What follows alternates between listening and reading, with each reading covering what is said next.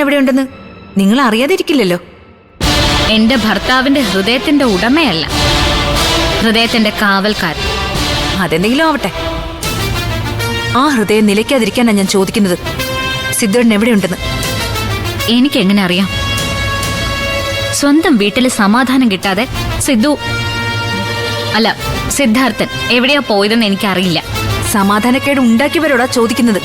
Chandra, please don't exceed the limit. പരിധി വിട്ട് സംസാരിച്ച കേൾക്കുന്ന മറുപടി അത്ര സുഖമുള്ളതായിരിക്കില്ല. മൂർച്ചയേറിയ നാവ് നിങ്ങൾക്കുണ്ടെന്ന് എനിക്കറിയാം. എനിക്കത് വിഷയമല്ല. സിദ്ധുവേട്ടൻ എവിടെയുണ്ടെന്ന് എനിക്കറിയണം.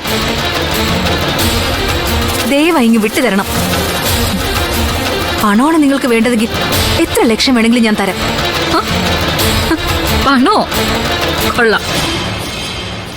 അങ്ങനെങ്കിലേ എന്റെ സുധിയേട്ടന്റെ ചിത എരിഞ്ഞ നാളു മുതല് ഇതുവരെയുള്ള ഓരോ ഹൃദയമിടിപ്പിനും അഡ്വക്കേറ്റ് സിദ്ധാർത്ഥനോട് കണക്ക് പറഞ്ഞ് ഞാൻ കാശ് വാങ്ങിച്ചേനെ.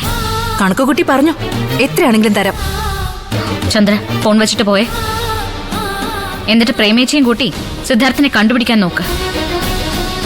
ഞാനും ശ്രമിക്കാം. കാരണം എന്റെ സുധിയേട്ടന്റെ ഹൃദയം നിലയ്ക്കാതെ നോക്കേണ്ടത് എന്റെ കടമയാണല്ലോ. നിങ്ങളും ചന്ദ്ര, പ്ലീസ്. ഹലോ ഹലോ,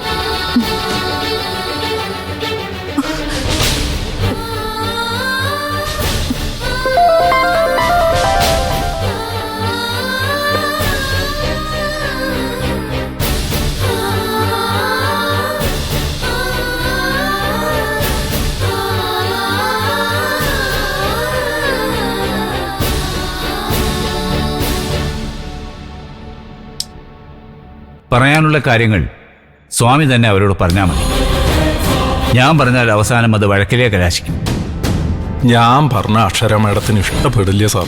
ഞാനിപ്പോൾ എന്ത് പറഞ്ഞാലും അതിന് കുറ്റ കാണും.